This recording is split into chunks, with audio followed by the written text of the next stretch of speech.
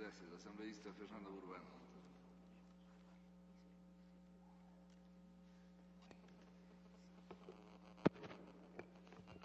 Señor presidente,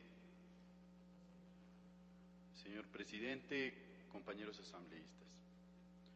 Yo creo que es importante que esta asamblea vaya legislando en favor de los menores, de los adolescentes.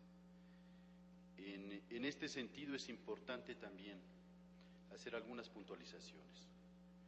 En la primera, yo pienso que hay que mantener concordancia en la redacción del texto, y cuando hablemos, por ejemplo, en el artículo 2, en el último numeral, sobre la rehabilitación y ayudas técnicas, si el derechohabiente tuviera alguna capacidad diferente, temporal o definitiva, salvo que el criterio haya cambiado, considero que lo correcto sería hablar de discapacidad, por lo que en este numeral se debería decir la rehabilitación y ayudas técnicas cuando el derechohabiente tuviere algún grado de discapacidad debidamente certificado por el CONADIS. Por otra parte, la responsabilidad o una de las responsabilidades de los progenitores es, sin lugar a dudas, asumir la educación y la formación de sus hijos. El padre y la madre no deben descansar en su tarea de ver a sus hijos con la capacidad de automantenerse. De tal suerte que los padres y las madres tendrán que hacerse responsables de la educación de sus hijos. De ahí que en el artículo 2 del numeral 4 sugiero que el texto diga lo siguiente: los adultos o adultas hasta la terminación de sus estudios que les permita solventarse por sí solos, independientes de su mayoría de edad.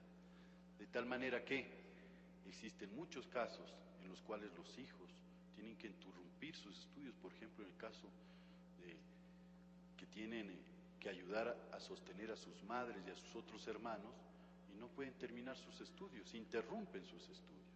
Es obligación de los padres y de las madres velar porque ellos puedan concluir sus estudios, porque están en condiciones especiales estos jóvenes o estas jóvenes. En función de garantizar un derecho, no se pueden vulnerar otros derechos. Por lo tanto, en el artículo 18, cuando de hecho se considera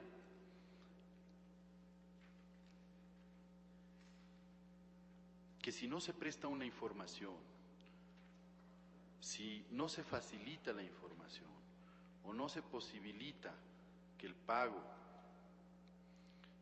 de la pensión al beneficiario sea posible, existen sanciones, y estas sanciones quizás son drásticas cuando por asegurar el pago de esa pensión se vulnera un derecho de todos los ecuatorianos, que es el derecho a la defensa del demandado y al debido proceso. Pueden haber situaciones de especial circunstancia que les imposibilita tramitarlo o que les imposibilita facilitar el pago de esta pensión. De ahí que es necesario garantizar este derecho a la defensa. De ahí que yo pienso que debería decir que en todos estos casos indicados se señale que estas sanciones podrán imponerse respetando el derecho a la defensa del demandado y el debido proceso. De igual manera, en el artículo 20, quiero dejar constancia mi inquietud sobre el contenido del segundo inciso de este artículo, relacionado con la remisión del listado de aquellas personas que adeuden 2 o más prestaciones alimenticias al sistema de riesgo o a la central de riesgos. En las situaciones actuales, en situaciones de crisis económica que de hecho llegan a las familias de los ecuatorianos, muchas veces la restricción de acceso a la fuente de trabajo, la pérdida del trabajo o la disminución de los ingresos puede provocar que quienes tienen que pagar pensiones alimenticias retrasen sus pagos, sin que necesariamente esto signifique que se está obrando de mala fe o que se está dejando o se quiera renunciar a asumir la responsabilidad del pago de las pensiones alimenticias. Por lo que Si a más de esto se le añade como castigo enviar o publicar su nombre en la central de riesgos, esto también podría imposibilitar, por ejemplo, el acceso a un crédito para poder cumplir con esta obligación de manera directa o indirecta, por ejemplo, inyectando recursos a un negocio propio o saliendo de una situación de crisis que le permita cumplir con esta y otras obligaciones. En todo caso, se debería analizar la posibilidad de imponer otro tipo de sanción al moroso, pero que le permita a la larga seguir cumpliendo con ellas.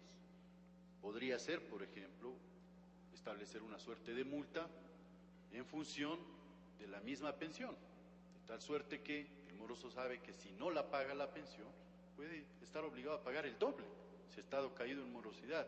Esto le obligará a buscar una solución económica lo más rápido posible, porque caso contrario podría caer en esta condición especial.